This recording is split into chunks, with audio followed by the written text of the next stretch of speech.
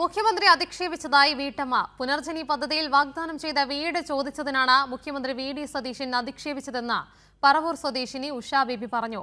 പേരക്കുട്ടിയുടെ മുൻപിൽ വെച്ചാണ് തന്നെ അധിക്ഷേപിച്ചത്.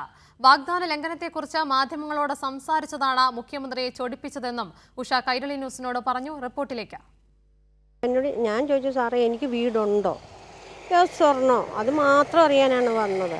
അപ്പോൾ സാറ് എടുത്ത വായിൽ എന്നോട് പറഞ്ഞത് സൂക്കേട് തീർന്നോ.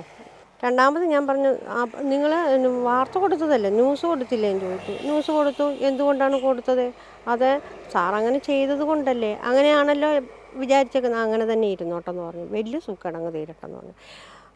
എന്നെ സംബന്ധിച്ചിടത്തോളം എനിക്കതൊരു ബുദ്ധി. എൻ്റെ കുഞ്ഞത് കേട്ടോണ്ടായി നിൽക്കുന്നത്. മനസ്സിലായോ? താനൊരു കോൺഗ്രസ് അനുഭാവി ആയതുകൊണ്ടാണ് വി.ഡി. സതീശനെ വിശ്വസിച്ചത്. പുനർജനി പദ്ധതിയിൽ വീട് കിട്ടുമെന്ന് കരുതി അന്ന് ലൈഫ് പദ്ധതി പ്രകാരം വീടിന് അപേക്ഷിച്ചില്ല.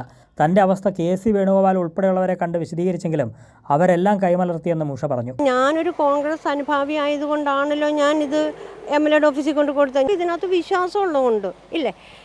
എന്നിട്ട് ഇവർ എൻ്റെ പേര് ഇപ്പോൾ എനിക്ക് വരുന്ന കമൻറ്റുകൾ കേട്ടാലുണ്ടല്ലോ, എനിക്കതുപോലെ മാനസിക വിഷമമുണ്ട്. ആലപ്പുഴ കെ.സി. വേണുഗോപാൽ സാറിൻ്റെ അടുത്ത് പോയി, ഞാൻ പാലക്കാട്, അവിടെ എല്ലാം ഞാൻ പോയി. അവരൊക്കെ കൈമലർത്തി. ഉഷ ഉൾപ്പെടെ 4 കുടുംബങ്ങൾക്ക് പുനർജനി പദ്ധതിയിൽ ഉൾപ്പെടുത്തി വീട് നിർമ്മിച്ചു നൽകുമെന്നായിരുന്നു MLA ആയിരിക്കെ വി.ഡി. സതീശൻ്റെ വാഗ്ദാനം.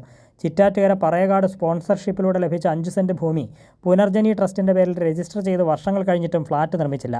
ഇക്കാര്യം മാധ്യമങ്ങളോട് പറഞ്ഞതോടെ ഉഷയെ ഒഴിവാക്കി മറ്റു 3 കുടുംബങ്ങൾക്കായി വീട് നിർമ്മിക്കുമെന്ന് പറഞ്ഞ് കല്ലിടുകയും ചെയ്തു. ഇതേക്കുറിച്ച് അന്വേഷിക്കാനായി സെക്രട്ടേറിയറ്റിലെത്തിയപ്പോഴാണ് മുഖ്യമന്ത്രി മോശമായി സംസാരിച്ചതെന്ന് ഉഷ പറഞ്ഞു. കൈരളി ന്യൂസ്, കൊച്ചി.